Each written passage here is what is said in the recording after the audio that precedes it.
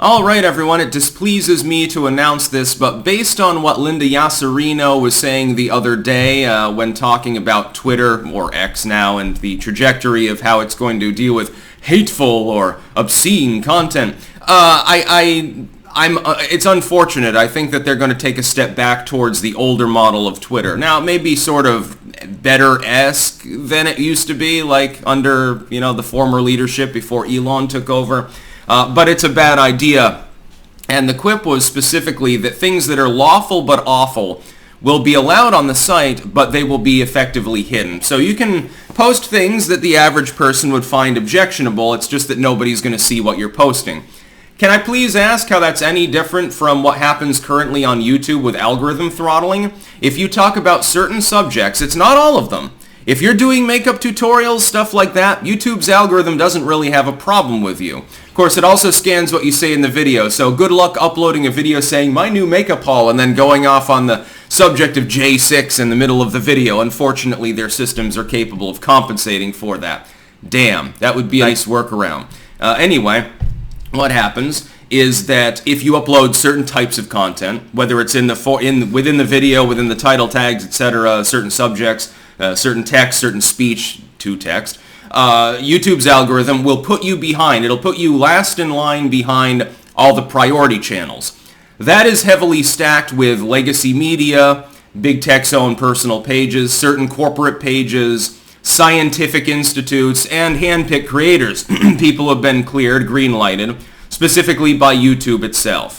So the Young Turks, etc., whose own engagement is a joke despite the fact that the algorithm actively helps them. It's funny, by the way, to see Zhenk attacking the breadliners, swinging to the center, and going apeshit right now. I don't know, I'm not Team Zhenk or Team Vaush. I think that they're both shitheads, but it's hilarious to see them sparring anyway, and Kasparian having a real one there. Anyway, it's a totally separate issue. You get stacked behind these channels. So if let's say I upload a video. In the first hour, it might get some engagement because people are filtering for recent news from the last hour or something, and at least I'm still there. But I'm 20 slots down. In the old days, long before I was even known as a content creator by virtually anyone, when I would get hundreds of views per video, not tens or hundreds of thousands of views per video, when I was only on YouTube and I had really no other presence, I had a Facebook page. This is back in the early 2010s, when hardly any of you even knew who I was, long before the 2016 election. I would upload things, and I would look, I would search that term because I was interested in my own analytics. I was interested in growing my channel. It was, at the time, a hobby. It wasn't, what I got paid for, but it was fun. I like to be competitive, at least digitally. In real life, I tend to be very shy and reclusive, but online, I'm a juggernaut. And I would look. I'd say, okay, I uploaded a video on the recent case involving 15 people poisoned by gas station sushi. And so I'd look up gas station sushi and filter. Oftentimes I'd be on the front page. Now this is when I had hundreds of subscribers. I didn't have 500,000 fucking subscribers and a worldwide reach. I had a niche reach of a few hundred people. That was my core audience. But somehow I still got all of these other views. I was still up there in the algorithms, etc., etc., etc. I didn't have any specific special talent at the time. I hadn't become the spoon wizard at that point. I was still, young lad sticks in his early 20s. And yet I was getting more engagement, at least as a ratio at the time, because the algorithms favored me. Twitter is now slated and fated to apparently do fundamentally the same thing. You can post what you want. You've got free speech, but you don't have the right to have other people actually hear what you're saying. It would be the equivalent in U.S. policy if we said, okay, so speech that is lawful but awful, which is totally arbitrary. Who fucking even determines that? You can say whatever you want, but you can only say the awful stuff if you go into this soundproofed room. You can shout obscenities, racial slurs, you can say unpopular political things, but only in the soundproofed cubby. You can't say it anywhere else. It'd be the same thing, wouldn't it? How is that free speech? It's not. Speech only matters if somebody actually hears it. Are you saying that people will be limited in reach to the general public and that it'll be like core audience that sees what you say? Will it be hidden from even the core audience if they don't check your channel, like it won't show up in their feeds? And how do you determine what is awful? This is the same model that Twitter was already using, maybe sans the government involvement. It's no different. It's just that Twitter has taken initiative to do it itself. So I oppose this move. I think Yaccarino should be fired for the statement.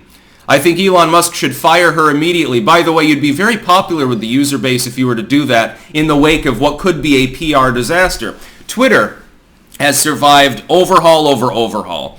It's been predicted to die over and over again, and it's still living. In fact, it's growing rather swiftly at the moment. Considering that it was supposedly done, Threads is going to kill it. It's going to die because it rebranded to X. It's going to die because Elon Musk even bought the company in the first place. Hey, their stock fell. They're going to die. Hate speech is proliferated. They're going to get killed. The investors have fled, so they're going to die. Well, Twitter's still there. It's this kind of thing that can cause decline on a site. All of that chaos, and Musk, clearly he knows this. The chaos on your site makes the site fun. For the core user base of Twitter, it makes Twitter better, not worse. But when you begin taking the edgy content off that people have grown accustomed to, it's been normalized, that's what could really seal the deal and actually cause a site-wide decline. Not the immediate death of Twitter or something, but a slow slide into irrelevance, which was already happening before Elon Musk bought the site.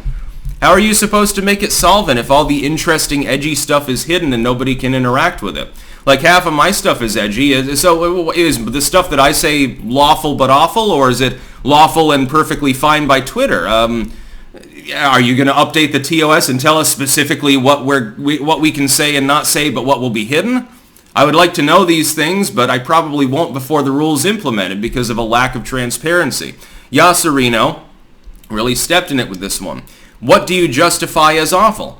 Now, if you're talking about porn or something like that, okay, I can understand that, and the site has kept it within TOS, so hey, as long as it's consensual, it's adults and stuff, you can post porn, and Twitter doesn't have a problem with it, although it probably clogs up the spam filter, I'm assuming.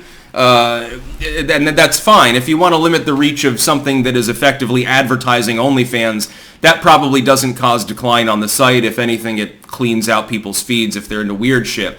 But if it's political speech or news topics or something like that, you're going to go YouTube mode. There's a reason why I'm getting more engagement now on Rumble by far than on YouTube. It's not because Rumble has massively inclined in growth, although it's growing. It's partially, I think, because YouTube is now in decline. And that's partially because of their TOS. A lot of talented creators said, well, I can no longer make a living here. I can no longer even talk about the things I want to talk about, so I went elsewhere.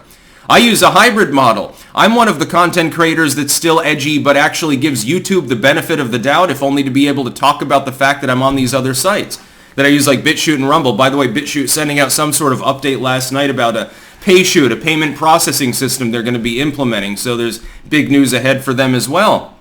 YouTube now has viable competitors. Twitter right now doesn't, but it could in the future. The reason why Threads died is partially because Twitter wasn't doing anything wrong. This is the sort of thing that you do if you want to make Threads more appealing, ironically enough. So I would say to Elon, nix the idea. Lawful but awful is still lawful and should still be able to be seen by anyone who's an adult on the site. Why don't you just fix for age? If a person can't verify their identity, then things get filtered through. Like YouTube's old standard, where people who weren't logged in or who couldn't establish that they were 18, they were more limited in what they could see. Things that had been flagged as potentially edgy for one reason or another, they couldn't find them. That's fine. That's protecting kids, although they're still going to find a workaround. I hope you do realize that the kids are still good with technology. A little bit less so in the app generation. They become more reliant on big corporations to spoon-feed them than us millennials. Our hardcore dial-up connection days, they're still beating our veins. We're basically like Vietnam War vets of the goddamn tech world. Don't fuck with us. That's about all. Peace out.